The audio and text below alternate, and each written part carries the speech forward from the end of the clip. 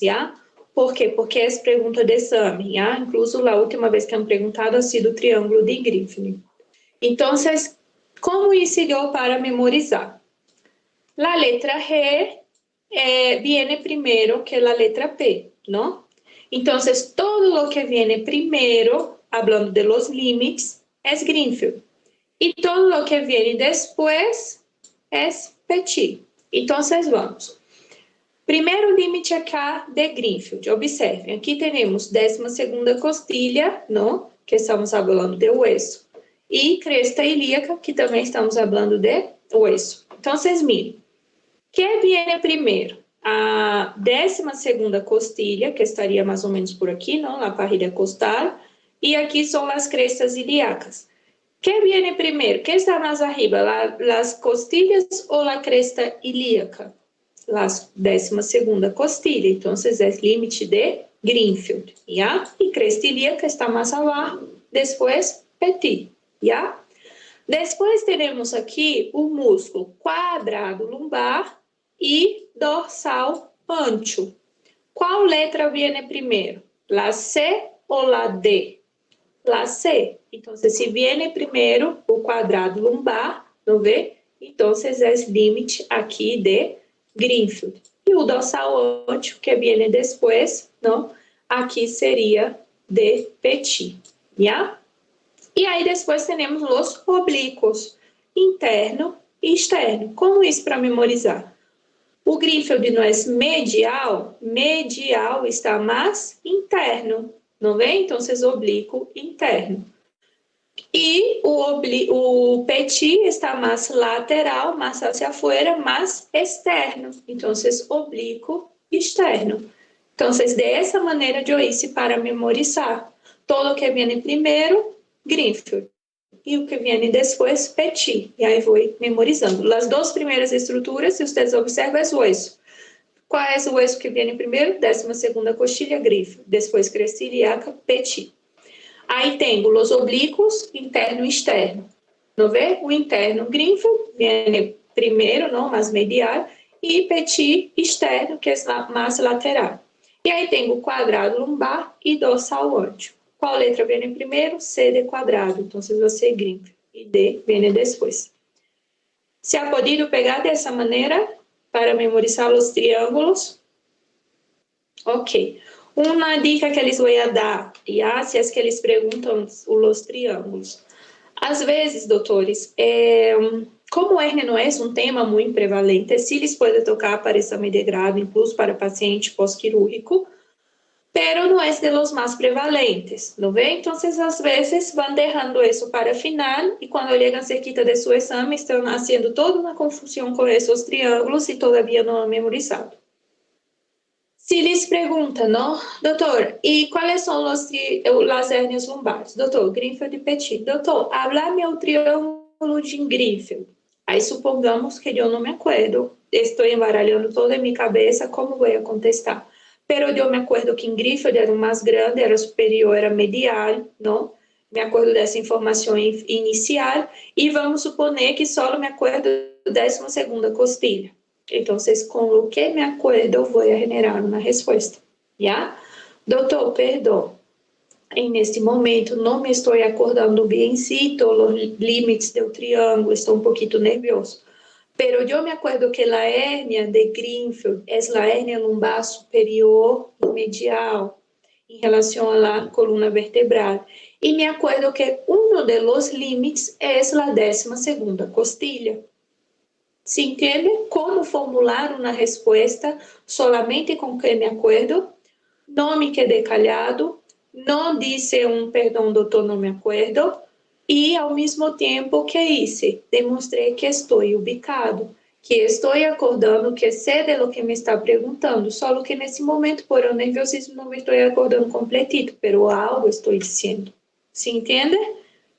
E não somente para cá, esse é só um exemplo que eles estou dando. Para qualquer pergunta que eles fazem, tanto em cirurgia como em qualquer outra especialidade, vayan treinando, já? Vayan fazendo essa atividade, esse treinamento de formular respostas com que vocês se acordam com suas próprias palavras, para não quedar-se calhados, já? Complicaciones de hernias, ¿ya? Entonces, la propia evolución clínica es complicación. Entonces, encarceramento, estrangulamento, que incluso hemos visto que es una urgencia quirúrgica, ¿no ve? Una complicación de hernia es que o paciente tenga genere uma obstrução intestinal alta, não vê? Hemos visto na anterior classe, na classe de obstrução, que a hernia era uma causa de obstrução alta, já? Por la compressão que o anilho hace na alça, não há alteração solamente do fluxo sanguíneo, há alteração também do fluxo aí, não é? De contenido, não? De contenido que está passando aí na alça intestinal. Então, pode generar essa obstrução. Se há estrangulamento, pode generar necroses, não vê? E todo esse quadro pode generar também uma infecção, uma peritonite, incluso podemos ter Bloomberg positivo, não vê? Les havia dito desde a primeira classe, ok? Vamos aqui com mais alguns conceptos, perguntitas diretas que podem vir. Hérnia de Littré. Que é uma hérnia de Littré, doutor? Doutor, é quando o contenido é o divertículo de Meckel, já? Que é divertículo de Meckel? Outro dia me perguntado no Hospital Cochabamba. É uma anomalia congênita, onde o ombligo permanece unido ao intestino, já? Então, esse é o divertículo de Meckel. Enterocele, quando o contenido é parte do intestino delgado, não vê? Aqui temos outros dois tipos de hérnias que são diferentes, que já vieram como perguntita. Hérnia de Amiens e hérnia de Garengot, já? Doutores, essas duas hérnias, o contenido é o apêndice secal, já? Essas duas hérnias. Pero qual é a diferença? É que o doutor Amiande, vocês sabem que em medicina, não? Quando há assim, esses nomes de pessoas, são nomes de los doutores que han descrito, que han descoberto, não vê?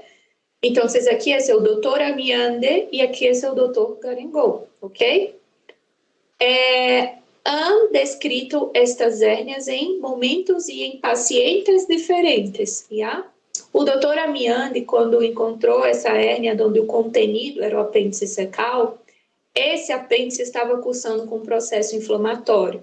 Então, descreveu essa hérnia como uma hérnia cujo contenido era uma apendicite aguda, já? Então, esse apêndice inflamado. E Garengot, em seu paciente, quando a descrito, o contenido era só o apêndice, não estava inflamado, então se descreveu como contenido apêndice secal. Solamente isso, já? Se entende? De maneira bem sencilla, lhes estou explicando, já? Agora, em relação ao tratamento. Tratamento, então, já les havia dito. Melissa, pode perguntar.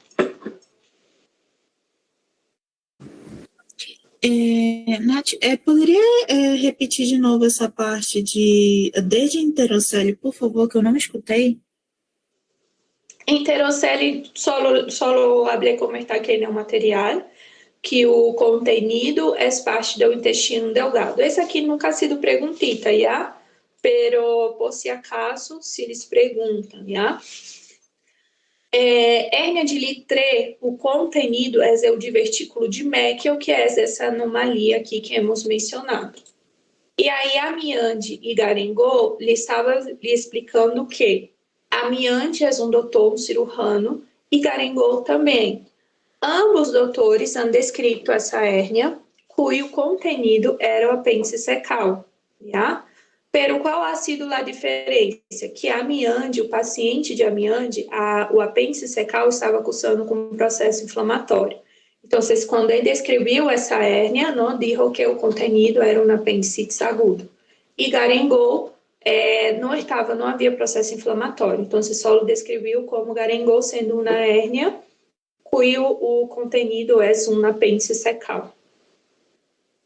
Solamente isso. Estamos bem? Melissa, sim? Ok. Tratamento, hernioplastia, o que eles haviam dito, quando reparamos o aparelho reforçando com uma malha, ¿ya? Então, essa é a técnica mais utilizada, que ao ladito tem uma imagem, não? Então, se hace uma incisão, se ingressa aí, se regressa o contenido hacia o interior da cavidade, venimos com uma malha, não vê? Para impedir que esse contenido vuelva a protuir e volvemos a serrar. Assim de sencillo, essa é a hernioplastia. Quando é essa técnica em região inguinal, tratando de hernia inguinal, recebe esse nome, essa técnica de hernioplastia, Liechtenstein, ¿ya? Pero isso nunca ha sido pergunta, está aqui por si acaso, ¿ya? Generalmente, a perguntita só é que é hernioplastia. Doutor, é quando se repara a hérnia reforçando a parede com uma malha. Já solamente isso. Mas se eles perguntam especificamente para a hérnia inguinal, em região inguinal, seria Liechtenstein. Já? Que tipos de malha conheces? Não lhes podem perguntar, doutor, quais são os tipos de material de malha? Então, você se acorda, pode ser de poliéster ou de polipropileno. A de polipropileno é a mais utilizada, tá? Eita, quase travou aqui minha língua. Polipropileno é a mais utilizada, tá? Herniotomia é o que eles haviam comentado ali no exemplo de hérnia deslizada, não? Às vezes se acha necessário extrair o saco herniário, não vê? Então, você se saca todo o saco e depois se serra a parede abdominal, sendo a sutura, não das camadas que han sido suturadas, han sido seccionadas, já? Herniorrafia. Sempre que escutamos esse término rafia, aqui estamos fazendo referência às suturas. Então, são técnicas onde se realizam suturas para reparar essa hérnia, já? Doutor, que tipo de herniorrafia conheces? Exemplo de herniorrafias. Podemos mencionar McVay e Bassini, já? McVay e Bassini. McVay liga a fáscia transversalis ao ligamento de Cooper. Que é esse liga? Liga é sutura. Sutura a fáscia a esse ligamento. Se acorda em que parede estava passando a fáscia transversalis? Que hemos mencionado? Allá de la anatomia del conduto. La posterior? Posterior, não vê? Qual era o tipo de hérnia inguinal que passava por la parede posterior? Fáscia. Pela parede posterior passa a fáscia transversalis. Pero se acorda que quando hemos dito classificação de hérnia inguinal, direta e indireta, qual dessas duas hemos dito que suele salir por uma debilidade da parede posterior? Se acorda? Las direitas, já? Direitas. Depois vou analisar em seu material, já? Hemos dicho que as diretas passam por adentro do triângulo de Hasselbalch, medialmente a los vasos epigástricos, não vê? E que generalmente, mirem, sai por uma debilidade da parede posterior. E quem está passando na parede posterior? Fáscia transversalis. E justo aí cerquita da fáscia transversalis, nessa parede posterior, também está passando o ligamento de Cooper. Ou seja, esse reparo aqui de sutura é justo na parede posterior. Essa técnica de McVay é uma técnica mais utilizada para hérnia inguinal direta, ok? Bassini é uma técnica também com suturas. Aqui vamos suturar várias capas, já? Para reparar o piso pélvico, ok? E quais são essas capas? O músculo oblíquo interno, o músculo transverso e o ligamento inguinal. Se ustedes se acuerdam, não? Músculo oblíquo interno e transverso era o tendão conjunto, não vê? Em que parede estava ali o tendão conjunto? O tendão conjunto estava passando na parede superior, não vê?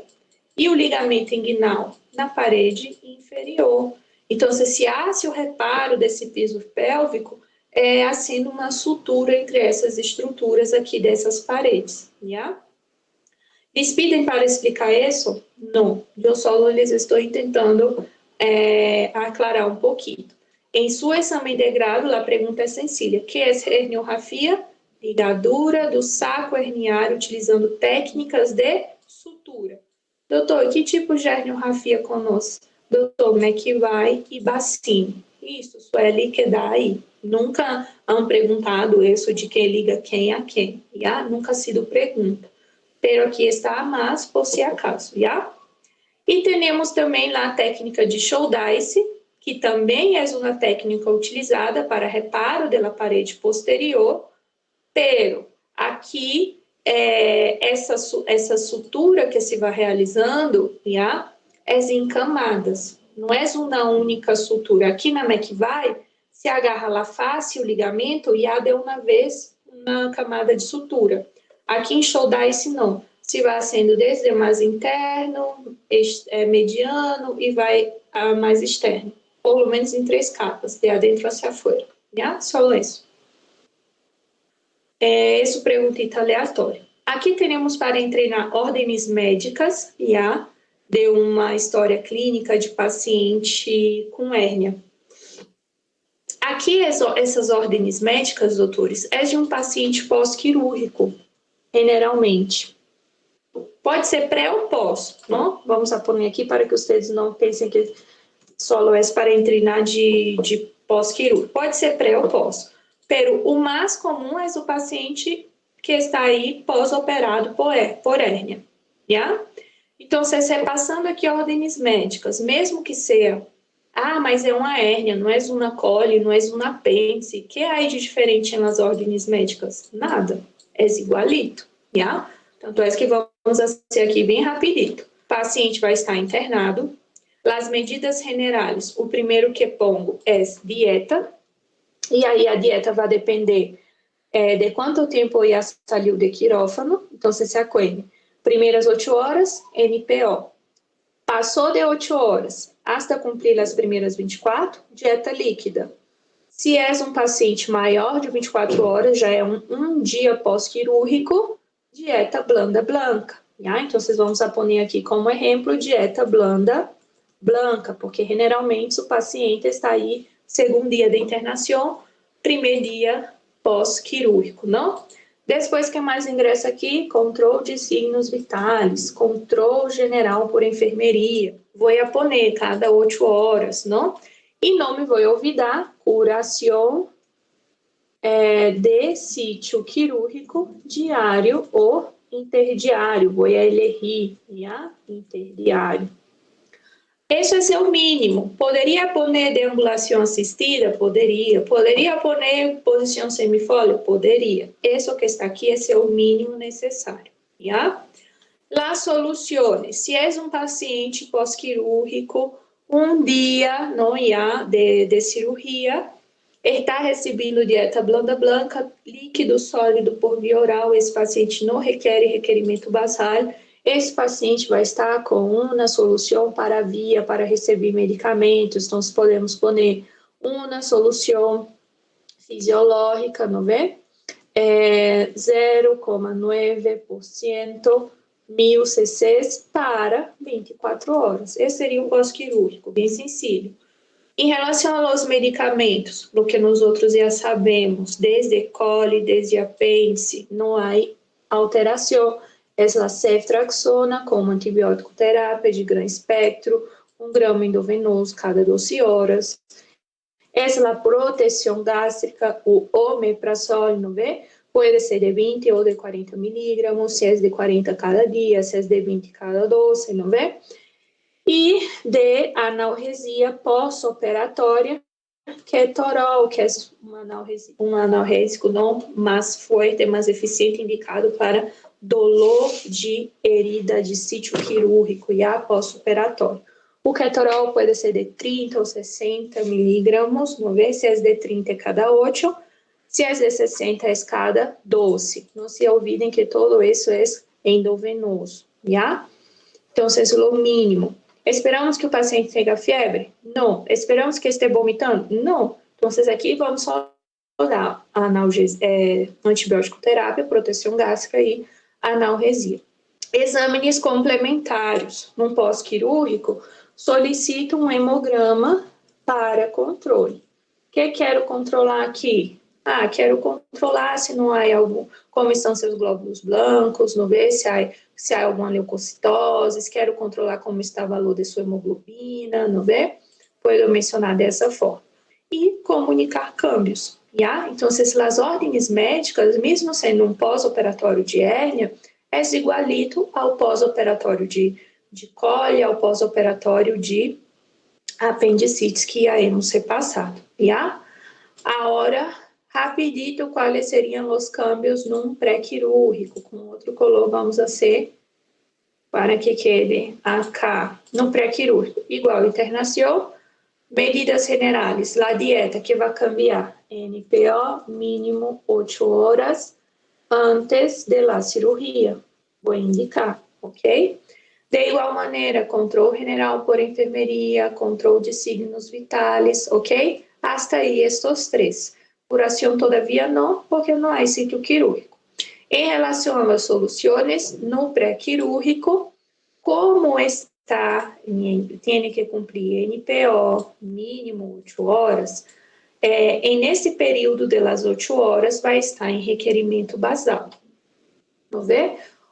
Isso já hemos hecho contas, não vê? Então, vocês já sabem, aqui no pré-operatório, mínimo 2 soluções. Uma solução seria para cobrir o requerimento basal dessas 8 horas e uma outra solução seria para o restante do dia, porque se acordem, as ordens médicas têm que ser para 24 horas, não vê? Então, aqui seria soluções, posso indicar uma solução fisiológica, 1000 cc's para 12 horas, e uma solução ingelactato 1000 cc's para 12 horas, já? Mas pode pôr as 2 fisiológicas? Pode, não há problema. Pode ser as 2 ingelactato? Pode, já? Não há problema. Pero pode ser uma de cada uma para 12 horas, já? De medicamentos que há câmbio. No lugar da ceftriaxona, cefazolina para antibiótico profilaxe, prevenção de infecção de pele, o paciente vai passar por uma incisão a nível da pele, não? A Staphylococcus aureus é um gram positivo, então queremos evitar uma infecção de pele por esse sítio, não vê? E a cefazolina é uma cefalosporina de primeira generação, que cobre muito bem gram positivos, já? É 1 gramo, 1 a 2 gramos, já? Endovenoso, 30 minutos ou 1 hora antes, pero para que dá mais fácil não a memorização, nós decimos 1 gramo 1 hora antes, ou 1 gramo 30 minutos antes. Omeprazol igualito, pero aqui a analgesia poderia ser diferente, já? Aqui poderia ser um metamizol, por exemplo, para o dolor, já? Do paciente. Poderia ser um butilbromuro? Poderia. Às vezes é um dolor opressivo, cólico, está apretando, há aí um compromisso da alça intestinal, da hérnia, poderia. Pero se pongo metamizol, não está mal, já? Exames complementares, sabemos que o diagnóstico é clínico, pero vamos a poner aqui hemograma, mais ecografia abdominal de partes blandas, ok? Aí os pré-quirúrgicos, defendo oral. Vocês já sabem que pré-quirúrgicos defendemos oral. E como suele venir, doutor, pero só estás pedindo hemograma e ecografia, tu paciente é um pré-quirúrgico, não faltaria algo mais aqui? Onde estão os demais? Doutor, perdão, é que me estava acabando o tempo, eu estava nervioso, depois eu só o necessário para diagnóstico, pero sei que há que solicitar todos os pré-quirúrgicos. Tenho que solicitar, não? Aí vou a mencionar, não há outro, pero vou mencionando sempre de los que tenho mais facilidade, já? Há que mencionar se é maior de 40 anos, radiografia de tórax, há que solicitar tipos, grupo sanguíneo, fator RH, hay que solicitar coagulograma, ¿no ve? Aí vou mencionando de a pouquinho, está bem? Depois, antes de comunicar cambios, é um pré-quirúrgico, aí a conduta, não? Então, o que eu vou indicar para esse paciente? Uma hernioplastia,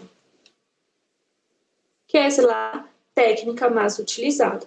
Antes, puedo poner assim, valoração por cirurgia. Hernioplastia, tá? E por último seria comunicar campos. De acordo? Hasta aqui estamos bem? Ok. Então, essas seriam as ordens médicas, já? La enfermidade atual, já?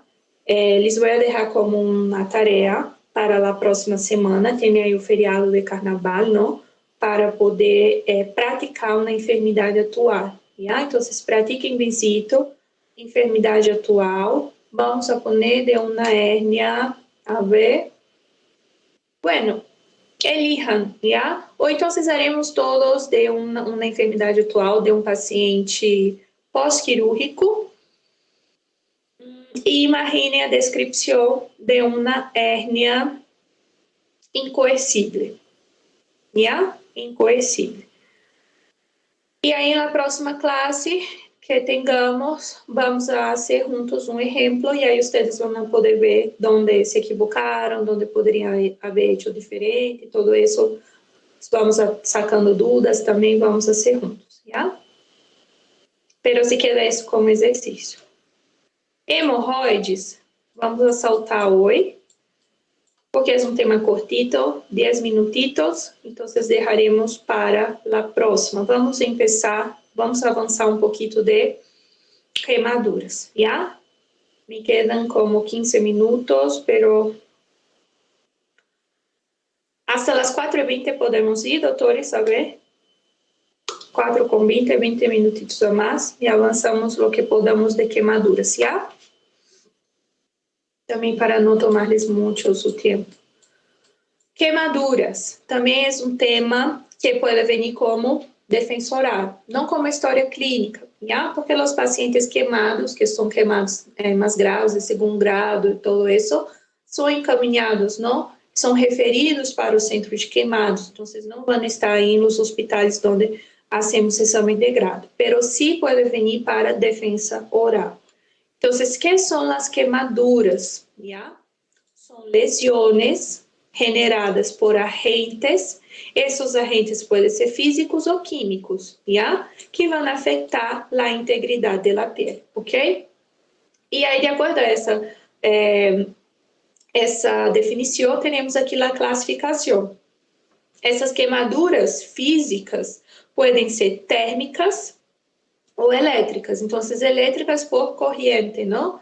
E as térmicas por lo que pode ser por llama, não? De fuego, por água caliente, já?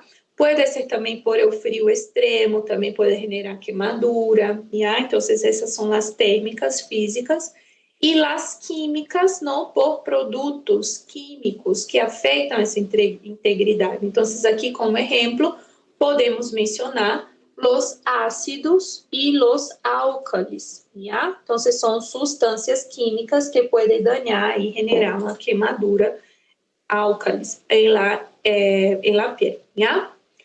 Para o diagnóstico de queimaduras, doutores, há aqui alguns parâmetros, já, que são levados em consideração para o diagnóstico. E aí temos esse neumotécnico aqui, que para os que são de Brasil, o neumotécnico é pele. Não estamos falando de queimaduras, afeta a integridade da pele, então pele. Para os de Bolívia, podem imaginar esse neumotécnico como Pelé, o jogador de futebol, brasileiro. Só para que se acordem os parâmetros utilizados para diagnóstico. Um deles é a profundidade, a profundidade. Então, Incluso, bueno, temos uma classificação de queimaduras que leva justamente isso em conta, não? A classificação em grados, queimaduras de primeiro grado, segundo grado, terceiro grado, não? Grados de queimadura, ou seja, quanto mais profundo, não vê, pior é ser o quadro clínico do paciente, já? Então, em grados, primeiro, segundo, terceiro grado. Temos também, em relação à extensão, outro parâmetro. Então, qual ha sido a proporção, a quantidade, não? De pele que ha sido queimada? Ha sido uma zona solamente pequena? Ha sido todo o braço? Ha sido mais partes, não, ao mesmo tempo, ou seja, braço, perna, tronco, não? Como posso estimar quanto em relação ao porcentagem total da pele? Sabemos que a pele é um órgão, reveste todo o corpo humano, não vê? Esse é o maior órgão que temos. Então, como posso estimar, não, essa extensão? E aí vamos ver mais adelante uma regra que utilizamos que nos dá a superfície corporal queimada em porcentagem, já? É o SCQ, não? A abreviação. Em relação à localização, então, há zonas que são mais graves, de maior risco, já? Maior risco de quê? De que esse paciente pode ter ingresse em um estado de choque hipovolêmico ou infecção grave, já? Então, zonas de maior risco. Quais são essas zonas? Podemos mencionar cabeça, queimaduras em cabeça, em cara, em coelho, já? Principalmente porque vai haver o quê? Edematização, inchação, pode haver obstrução de vias aéreas, já? Então, é maior risco essa região aqui para queimadura. Também é maior risco as manos, os pés, as genitales, já? Então, são zonas de maior risco. E também se leva em conta os extremos de idade. Então, queimaduras, quadros graves de queimaduras, são maiores, não? Em ninhos e em maiorcitos. Então, os pacientes menores a 5 anos, pacientes maiores a 60, 65 anos. Esses pacientes têm mais chance aí de evoluir com quadros mais graves. Hablando de la fisiopatología, entonces, ¿cómo ocurre, no? A fisiopatología de la quemadura. Todo empieza con la lesión en la piel o por un agente físico o por un agente químico, ¿no? Fuego, un ácido, un rayo, ¿no? Por una descarga eléctrica, ¿ya? Quando há essa queimadura, essa lesão na pele, que vai haver dano de los vasos e de los capilares, já? Então, se queima a pele, se queima, não toda essa parte vascular, onde está sendo afetado. Se há dano de vasos, de capilares, vai haver alteração permeocapilar, vai haver fuga plasmática, não vê? A parede dos vasos e dos capilares estão sendo danados, então vai haver fuga por aí. Vai haver essa alteração no permeocapilar. Com isso, o paciente empieza a pode apresentar o que é uma hipovolêmia por essa perda de volume. Se tem hipovolêmia, diminui o volume circulante, não vê? Tem menos oxígeno também circulando. Então, vocês podem levar a uma hipóxia, já? Uma forma de responder a essa alteração permeocapilar, essa fuga plasmática, é que haja também como resposta uma hemoconcentração, já? Então, você se tenta aí ativar os fatores, não? As plaquetas, coagulação, para tentar responder a esse dano de vasos e capilares. Com isso, o paciente apresenta uma hemoconcentração.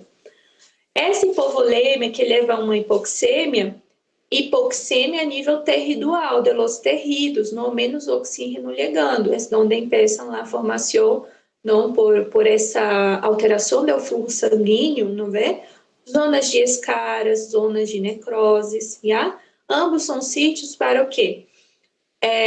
processo inflamatório e não solamente inflamatório, infeccioso. Então, inflamação pode evoluir com infecção também. Infecção, sim ou não? Então, isso em relação à la fisiopatologia. Hablando aqui, de acordo com a fisiopatologia, então, que alterações sistêmicas pode sofrer um paciente quando sofre uma queimadura, não? Então, sofre alterações hematológicas, acabamos de ver. Vai haver alteração permeocapilar, fuga plasmática, hemoconcentração, não vê? De coagulação, o que eles estavam dizendo, não? Por esse dano dos vasos capilares, então se ativa, não? As cascadas de coagulação, nas plaquetas, já? Essa hipovolemia pode levar a uma injúria renal aguda no paciente, já? Essa hipoxêmia, menos volume e menos oxígeno, pode levar a alterações cardiovasculares também, já? E alterações também infecciosas por las zonas, já? De inflamação, infecção, necroses, já? Então, essas são as alterações que sofre o paciente, não é somente a lesão na pele, não? Então, o paciente com queimadura tem que ter esse cuidado, essa atenção, porque pode evoluir com casos graves, não? Depois vamos falar aqui de los tipos de injerto, já? Quando falamos de injerto, estamos falando de quê? É uma técnica, não vê? Utilizada para quê? Para reparação do sítio da pele que ha sido queimada. Então, é uma técnica para uma técnica onde como termos mais técnicos para que vocês possam anotar, vamos ver. Uma técnica descrita para regeneração de tecido não de la piel em o sítio lesionado, onde se utiliza uma porção de piel sana de outra região e se sobrepõe à zona queimada para estimular essa regeneração, já? E de onde sacamos essa piel sana, não? Então, essa piel sana pode vir do próprio paciente, pode vir de um donador, não vê? E aí temos aqui os tipos de injerto, já? Quando eu digo autoinjerto, é de mim mesmo, é do próprio paciente. Então, o próprio paciente é seu donante. Paciente é seu próprio donante de pele, já? Então, às vezes, se há queimado, não sei, em alguma região aqui de tórax, pescoço, cara, não vê? Às vezes, se hace necessário um injerto para reparar esse sítio. Às vezes, se agarra uma parte de peçana de um músculo, de la nalga, que são músculos maiores, mais largos, então se agarram porções de pele aí e se hace o enxerto no próprio paciente, já? Agora, supongamos que o paciente ha sofrido queimadura de uma grande extensão de pele. Ele não pode ser seu próprio donante. Então, vamos a buscar alguém que ele pueda donar, não vê?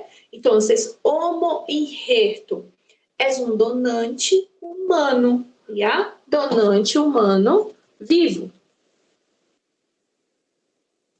Donante humano vivo. Então, uma terceira pessoa decide donar, já? E o aloinjerto? O alo também é donante humano, pero esse donante, alo, hace referência que esse donante é falecido, está muerto, já? Então, donante humano falecido. Os donantes, não, de donadores de órgãos, não? E xeno injerto, esse termo xeno nos faz referência que é donante de outra espécie, não? Donante de outra espécie. Aí, ao ladito, vocês têm na imagem de um xeno injerto, já? Na zona aqui de antebraço e mano, utilizando pé de pescado, pé de tilápia, já? Essa mais é utilizada. Uma técnica descrita em Brasil, já? Em uma universidade federal no estado de Ceará, E ha sido descrita essa técnica, creo que ha sido em 2006, 2007, não me acuerdo bem. ¿Ya? Então, é uma técnica onde se utiliza pé de pescado. Vamos falar aqui de la regla de los 9 ou de Pulaski-Tennyson. ¿Ya? Essa regra, doutores, é justamente para ajudar-nos a determinar a superfície corporal queimada do paciente em porcentagem. Então, o que eles estavam dizendo acá na parte dos parâmetros de diagnóstico para queimadura, a extensão, não vê? Então, como podemos determinar? Utilizando essa regra. O que nos diz essa regra? Então, aqui temos um esquema, não? Onde há um corte anterior, um corte posterior, já, de um humano adulto, e observem que cada região que está demarcado com color tem seu valor em porcentagem. Então, aqui na parte anterior, toda a cabeça, incluindo o coelho, equivale a 4,5%.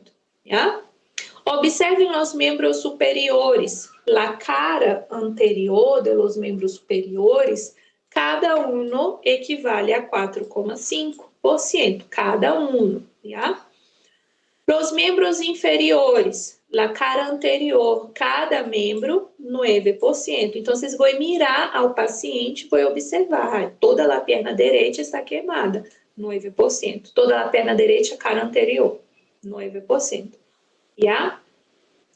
Observem toda essa região aqui em color marrenta, isso consideramos tronco, E tronco, doutores, está composto por tórax e abdômen. Tórax e abdômen. Todo. Então, todo o tronco equivale a quanto? 18%. Doutora, pero chegou o paciente em emergência e tinha solamente todo o tórax queimado. Toda a sua região do tórax estava queimada. Puedo hacer a proporção. Então, se o total é 18, só há queimado tórax, que é a metade. Tórax equivale a quanto? A 9. E todo o abdômen, que é essa parte não? Todo o abdômen equivale a quanto? A 9 também. Então, puedo hacer a proporção, Puedo hacer a proporção. E observem que as genitales, não? Equivale a 1%, se há queimado solamente metade do membro inferior, 4,5%. Puedo hacer a proporção. ¿Se entende essa parte? De la proporção? Sim? Ok. Então, depois, essa parte anterior. Para a parte posterior, também é o mesmo. Aqui só não vai ingressar genitales. Genitales ingressa só na parte anterior. Ao mirar o paciente, ao observar, vamos somar, não? E vamos ligar a uma quantidade de superfície corporal queimada. Se temos hasta 9%, é considerada uma queimadura leve. Se temos de 9, maior a 9, hasta 18, moderado. Se temos maior a 18, hasta 50, é grave. E se temos maior a 50, é crítico. E a indicação de internação, doutores, a partir de 20% de superfície corporal queimada. Então, há essa classificação de acordo aqui à superfície. Outro detalhe. Isso que estamos repassando é de paciente adulto, é o que mais se cobre em exame de grado, Pero para que vocês tenham conhecimento que há também essa regra para paciente pediátrico. É o mesmo dibujito, corte anterior, corte posterior, pero na imagem eles mostram um ninho, E os valores são diferentes, ok? Por que não está aqui? Porque não suele ser cobrado pediátrico, suele ser cobrado adulto. E são outros valores para memorizar, Se vocês têm tempo todavia para seu exame de grado, se crê que eles alcançam para memorizar, busquem depois a regra de los 9 Pulaski-Tennyson tenis son pediátricos, ustedes van a ver que é o mesmo, só que cambia seus valores. E aí podem memorizar. Não lhes digo que, ou seja, claro que conhecimento nunca é demais para exame de grado, pero que não se preocupem com isso, ou seja, eu sim ou sim tenho que repassar isso e revisar, porque não é prevalente. Quando eles perguntam aqui de paciente adulto, por isso não está também em nenhum material, já? Só para que vocês tenham conhecimento que há sim para pediátrico. Que outra regra podemos utilizar para calcular a superfície corporal queimada? Já? Que outra regra conheces? Temos aqui a regra, observe essa imagem, uma palma, não? De uma mão. Assim se chama a regra, a regra de la palma de la mano.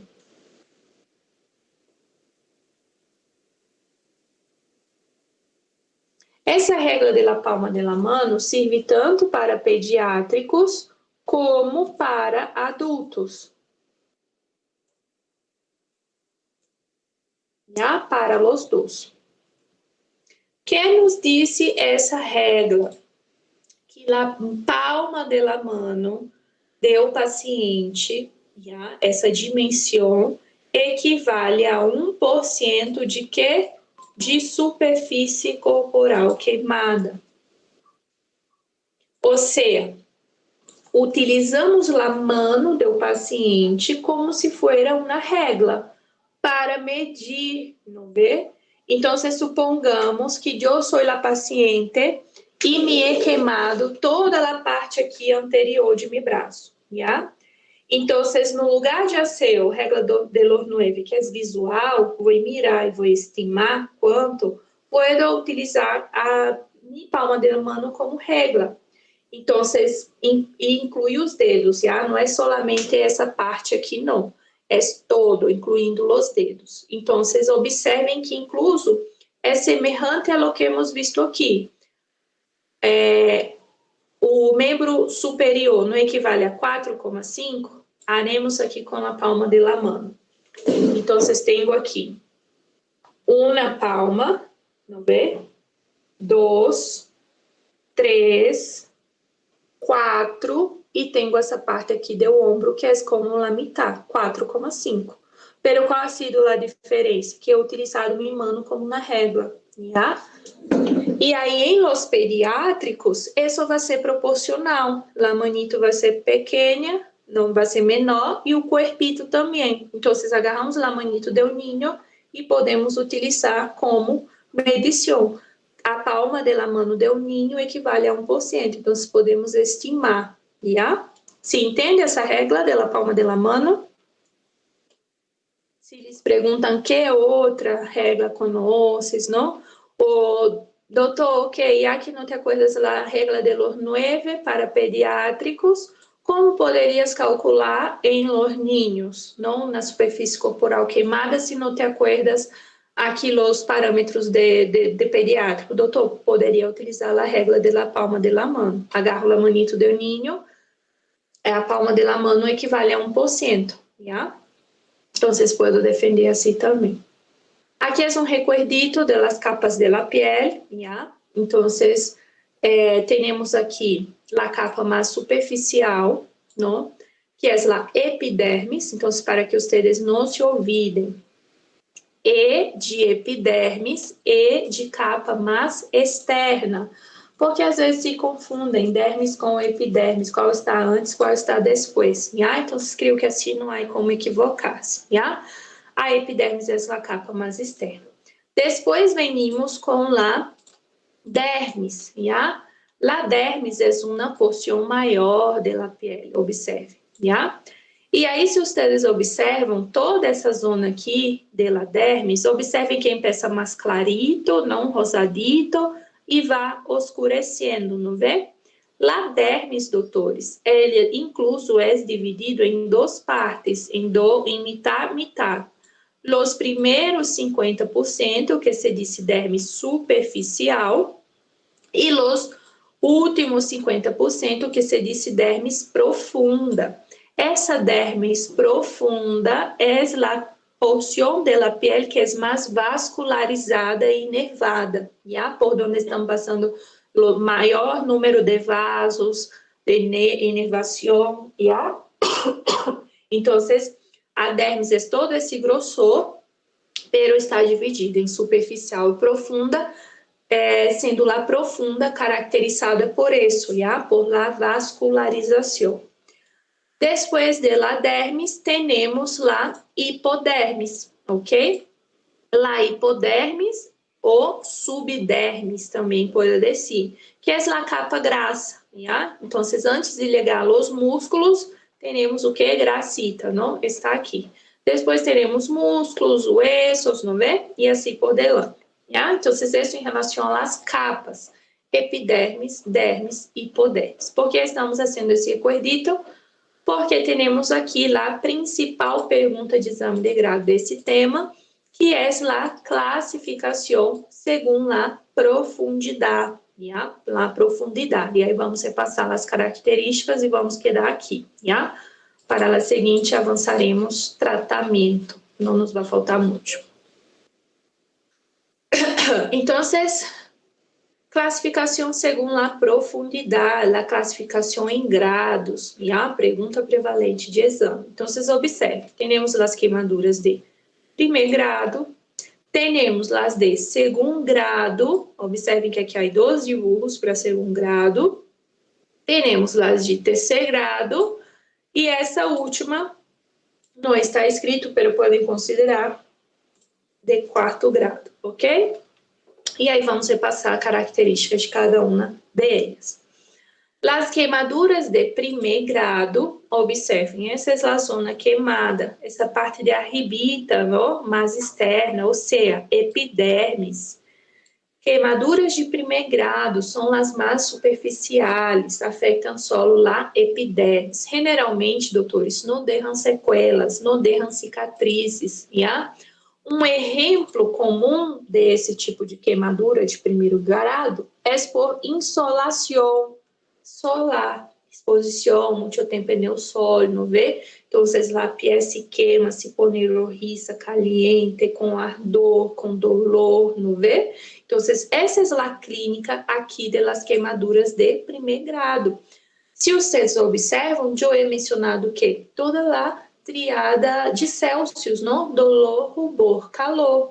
É característico aqui, já? Então, dolor, rubor, se pone rojizo, calor, se pone caliente, não? Parece que está pegando fogo, não? Se toca assim de tão caliente, já?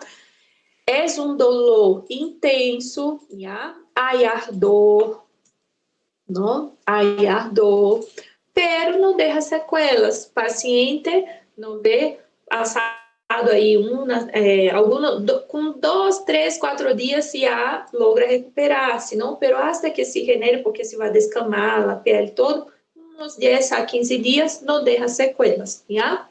Então, epidermis não deixa sequelas, um exemplo, insolação, dolor, rubor, calor e ardor, já? Outra característica, não há formação de ampolhas, já? Não há aqui formação de ampolhas. Agora vamos falar de las queimaduras de segundo grado. Observem que há 2 imagens. Por quê? As de segundo grado já não afeta solamente a epidermis. Aqui já estamos falando de afectação de la dermis. E lhes havia dito que a dermis está subdividida, não vê? Os primeiros 50% em superficial, a parte mais superior, e a parte mais inferior profunda, não? Os outros 50%. Então, aqui também há essa divisão. Temos as queimaduras de segundo grado superficial e temos as queimaduras de segundo grado profundas. Segundo grado profundas, já? Qual é a diferença, não? Então, aqui, primeiro grado, solo a epidermis. Segundo grado, epidermis mais dermis. A de segundo grado superficial vai afetar os primeiros 50%, já? Vai afetar menos de 50% da dermis. E a profunda, os outros mais de 50%, a parte mais profunda, ok? Que é outra diferença entre segundo grado superficial e segundo grado profundo. Se acuerdan que les había dicho que o profundo es más característico por la vascularización, ahí están pasando los vasitos, los capilares, los nervios, ¿no ve? Entonces, ¿qué pasa aqui? Aqui, quando chega nessa parte mais profunda da dermis, há destruição de fibras nerviosas, porque está afetando essa parte, ok? Pero essa destruição, doutores, é uma destruição parcial, ok? Guardem essa informação. E em lá, segundo grado superficial, não há todavia essa afecção de nervos, já? Outra característica aqui de las queimaduras de segundo grado, que aqui vai ser tanto a superficial como a profunda. Para ambas, há formação de ampolhas. Vou pôr aqui ao ladito. Para ambas, se lhes perguntam que tipo de queimadura, que grado é lá que genera ampolhas, las de segundo grado. Já? Em relação ao dolor, aqui hemos dito que o dolor é intenso na de primeiro grado, pero as mais dolorosas são as de segundo grado superficial, já? Então, são as mais dolorosas. Mais dolorosa, a formação de ampolha, e toda essa mesma clínica de lá, primeiro grado, vai haver aqui também, já? Vai haver ampolhas. E aí, qual vai ser a diferença nessa questão da intensidade do dolor com as profundas? Como há destruição aqui parcial de fibras nervosas, aqui há diminuição da sensação do dolor. Diminuição da sensação do dolor, ok? Então, é mais profunda? Sim. Pero o paciente nessa zona suele referir menos dolor, porque as terminações nerviosas estão sendo destruídas, já? Então, isso em relação às características de lá segundo grado. Hasta aqui, estamos bem? Alguma dúvida, pergunta? Repito alguma coisa? Como estamos? Estamos bem? E estamos finalizando, já? Listo. E as de terceiro grado? São mais profundas, já? Então, primeiro grado, epidermis. Segundo grado, epidermis e dermis. As de terceiro grado afetam as três capas. Afeta epidermis, dermis e hipodermis ou subdermis, não? Subdermis. Já? Então, mais profundo, afeta as três. Incluso, pode ligar a fáscia, músculos, ossos e mais allá. Já? Aqui, doutores, uma característica que podemos comparar com as de segundo grado profundo é que a destruição das terminações nerviosas são destruição total, já? Se é destruição total e nestas zonas não há dolor, já? Não há dolor, porque se destruiu todo. E nas de terceiro grado é característico as zonas de escaras e necroses, já?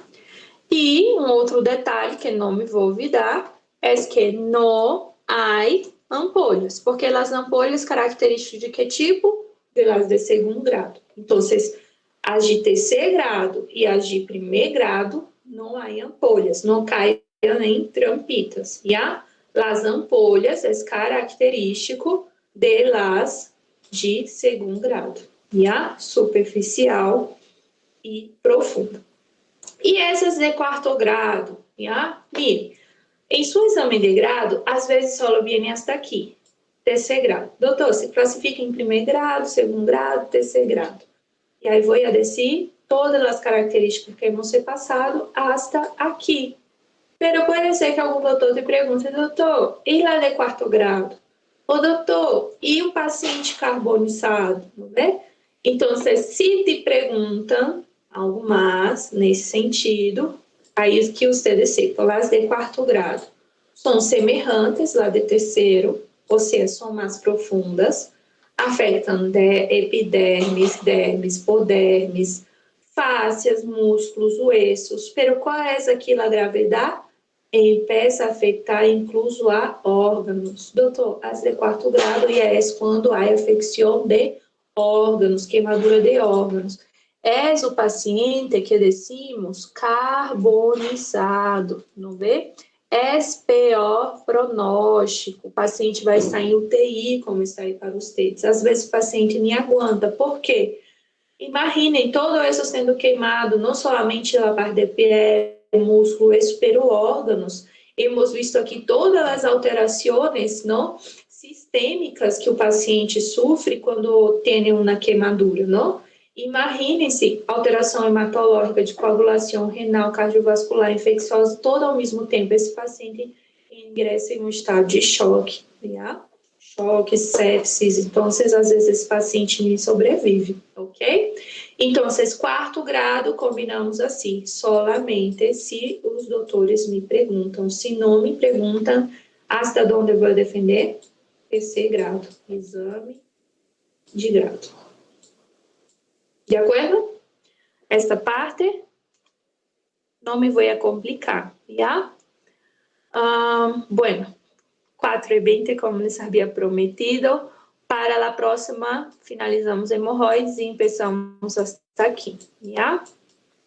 Aproveitem su feriado de carnaval, descansem, estudem, revisem, não se quedem sem fazer nada, ¿ya? Para que quando volvamos o dia jueves não seja tão pesado, ¿ya?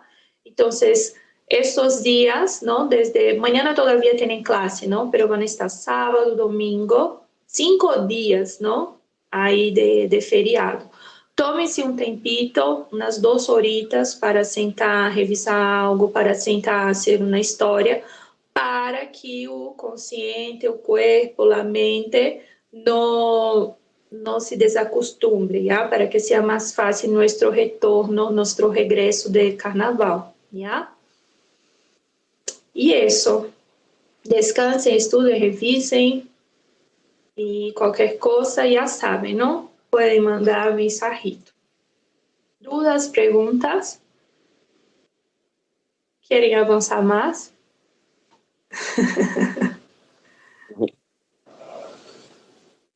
Não. Está bem, eu também tenho simulacros agora com o grupo de fevereiro, não poderia, doutores. Pero seria um gosto. Tchau, que eles vão bem. Tchau, graças. Tchau.